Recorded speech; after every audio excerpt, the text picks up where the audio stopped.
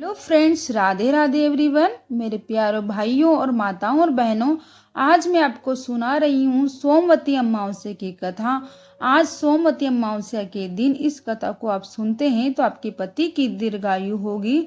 दोस्तों, कथा को पूरी सुने। सुनने के बाद कमेंट बॉक्स में अमावस्या माता की जय लिखना ना भूलें। तो कहानी को शुरू करते हैं।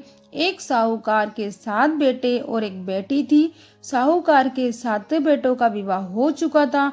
उनके घर पर रोजाना सवेरे सवेरे एक ब्राह्मण भिक्षा मांगने आते।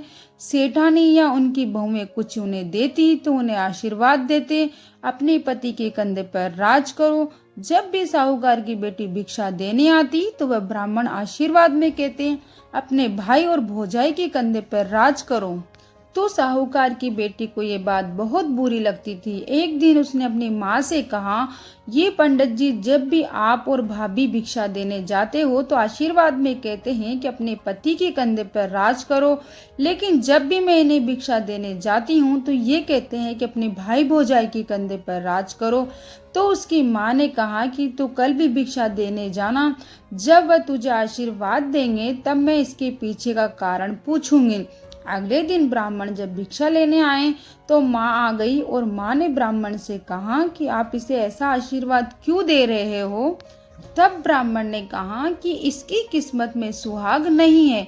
तब सेठानी ने इसका उपाय पूछा।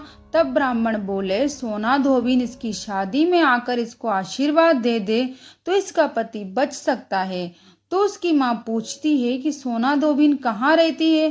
पंडित जी बोले, 7 समुद्र पार सोना धोबिन का गांव है। तब सेठानी ने कहा, अपने बेटों से कहा अपनी बहन को लेकर वहां जाना। 6 बेटे ने तो मना कर दिया, परंतु 7वां बेटा तैयार हो जाता है। दोनों भाई बहन सोना धोबिन के गांव के लिए रवाना होते हैं। नदी के किनारे दोनों एक पेड़ के नीचे बैठ जाते हैं। उसी समय पेड़ के नीचे से एक सांप निकलता है और पेड़ के ऊपर चढ़ने लगता है। उसी समय बहन की नजर उस सांप पर पड़ जाती है। वह अपने भाई से कहती, देखो भाई, पेड़ पर किसी पक्षी का घोंसला है, उसमें नन्हे नन्हे बच्चे हैं। ये सांप उन बेचारे बच्चों को खा जाएगा। जब पक्षी आकर ये देखेंगे तो उन्हें कितना दुख होगा। तब भाई उस सांप को मारकर वहीं टोकरे से ढक देता है। शाम को एक हंसनी का जोड़ा उस तरफ आता है। उस घोंसले के आसपास खून देखकर डर जाता है। उन्हें लगता है कि इन दोनों भाई बहन ने उनके बच्चों को मार दिया है। तो वह वहां आकर उन दोनों को चोंच मारने लगते हैं। तभी भाई बहन टोकरी उठाकर उसके नीचे पड़ा सांप दिखाते हैं और कहती है कि हमने तुम्हारे बच्चों को नहीं मारा, इस सांप से हमने बचाया है और ये खून इस सांप का है। तब हंसनी ने ये बात सुनकर बहुत खुश होते हैं और दोनों भाई बहन को अपनी पीठ पर बैठाकर 7 समुद्र पार सोना धोबिन के गांव छोड़ आते हैं। सोना धोबिन का भी बहुत बड़ा परिवार था, जिसमें उसके बेटे बहुए साथ साथ रहते थे। साहूकार की बेटी और बेटा भी उसी गांव में घर रहकर रहने लगे। रोजाना रात को साहूकार की बेटी सोना धोबिन के घर जाती। खाना पानी, साफ सफाई, घर के सभी काम करके सुबह होने से पहले ही अपने घर को लौट आती।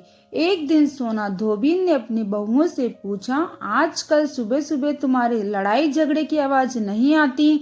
तो बहुएं बोली, सासू माँ, जब हमें सारा काम किया हुआ मिल जाता है तो हम क्यों लड़ाई झगड़ा करेंगे। सोना धोबिन ने पूछा, अच्छा तो काम कौन करता है।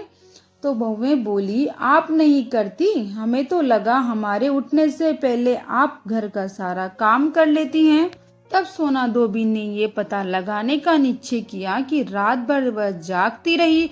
जब साहूकार की बेटी आई तो सोना धोबिन ने उसका हाथ पकड़ लिया और पूछने लगी, कौन हो तुम, क्यों मेरे घर पर आकर सारा मेरे घर का काम करती हो। तब साहूकार की बेटी ने ब्राह्मण वाली सारी बात बता दी। सोना धोबिन को बताई, कहा कि यदि आप अपनी सोमवती अमावस्या का फल मुझे देती है तो मेरा सुहाग अमर हो जाएगा। सोना धोबिन ने उसकी बात मानते हुए उससे कहा कि जब तुम्हारी शादी पक्की हो जाए तब मुझे न्योता भेज देना, मैं तुम्हारी शादी में जरूर आऊंगी। इसके बाद दोनों भाई बहन अपने घर आ जाते हैं। बहन के लिए लड़का ढूंढकर शादी की तारीख पक्की होती है और सोना धोबिन को भी न्योता भेजा जाता है। शादी के दिन फेरों के ठीक समय बाद सांप आता है और दूल्हे को ढस लेता है, जिससे दूल्हा मर जाता है। तभी सोना धोबिन संकल्प लेकर दूल्हे के मुंह में पानी डालती है, वह वापिस से जीवित हो जाता है। तभी से सोना धोबिन के साथ साथ साहूकार की बेटी, साहूकार की बहुएं भी सोमवती अमावस्या का व्रत करने का संकल्प लेती हैं। दोस्तों, ये थी सोमवती अमावस्या की कथा। इसे आज जरूर से सुनना और कमेंट बॉक्स में जय अमावस्या माता जरूर लिखें और ज़्यादा से ज़्यादा लोगों को ये कहानी शेयर करें। चैनल को सब्सक्राइब करें, वीडियो को लाइक जरूर करें। Thank you.